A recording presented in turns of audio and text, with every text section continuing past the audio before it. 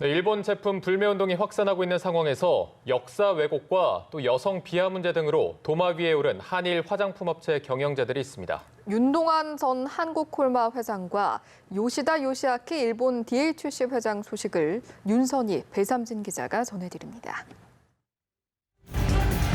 화장품을 만드는 한국콜마의 윤동환 전 회장이 극보수 성향의 막말 유튜브 영상을 임직원 700여 명 앞에서 틀어 논란이 됐습니다.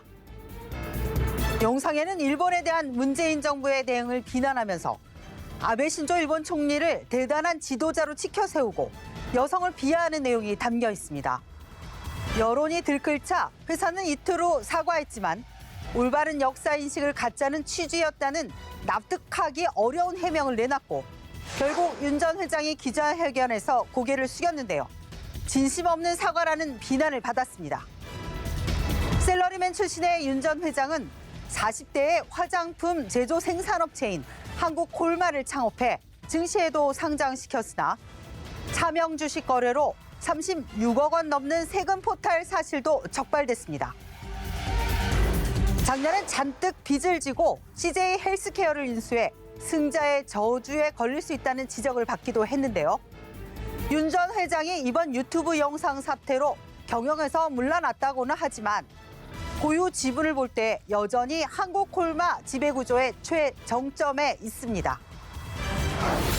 한국에서 버젓이 장사하면서 한국을 폄훼하고 비방해온 요시다 요시아키 일본 DHC 회장 역시 도마 위에 올랐습니다. 요시다 회장이 1975년 설립한 DHC는 한국에 2000년대 초에 들어왔는데요. 최근 자회사 DHC 텔레비전이 한국의 불매운동에 대해 한국은 원래 금방 뜨거워지고 금방 식는 나라라고 폄훼하고 평화의 소녀상을 비하하는 방송을 내보냈습니다. 요시다 회장은 일본에서 우익 중에 우익의 혐한 기업인으로 악명이 높은데요. 한국에서 장사하면서 강제징용과 위안부, 전쟁 범죄를 부정하고 홈페이지에 제1한국인을 깎아내리는 글을 올리기도 했습니다. 한국 홍보 활동을 하고 있는 서경덕 성신여대 교수는 DHC를 자국으로 돌려보내고 한국의 모든 재고 제품을 요시다 요시아키 회장 앞으로 전해주자라고 했습니다. DHC 여성 혐오 논란의 중심에도 있는데요. 일본 여성들은 이 기업 제품 아직 쓰십니까? 신격고 롯데그룹 총괄 회장의 맏딸이자 신동빈 회장의 큰 누나인 신영자 전 롯데 장학재단 이사장이 오랜만에 언론에 등장했습니다. 신 전 회장은 아들이 소유한 유통업체 B&F 통상을 통해 이스라엘 뷰티 브랜드 사봉을 국내에 들여와 판매하는 사업에 나섰는데요. B&F 통상은 일본 화장품 SK2 등 해외 브랜드를 들여와 롯데 계열사에서 판매해 외형을 키웠습니다. 롯데에 일감 몰아주기로 매출을 올린다는 지적도 받았는데요. 사봉 브랜드는 곧 롯데백화점 본점에도 매장을 열 계획인 것으로 알려졌습니다. 신 전 이사장은 뒷돈 수수와 횡령 혐의 등으로 구속 수감됐다가 작년 10월에 집행유예로 풀려났는데요. 재기를 노리는 것으로 알려진 신 전 이사장, 얼마나 달라졌을까요? 일본 신발 전문 매장 ABC 마트의 경쟁자죠. 토종 브랜드 슈마커의 자수성가 CEO 안영환 대표가 최근 주목을 받고 있습니다. 안 대표는 1988년 대기업 신발 사업부에 입사해 30년 넘게 신발 사업에 몸담아 왔는데요.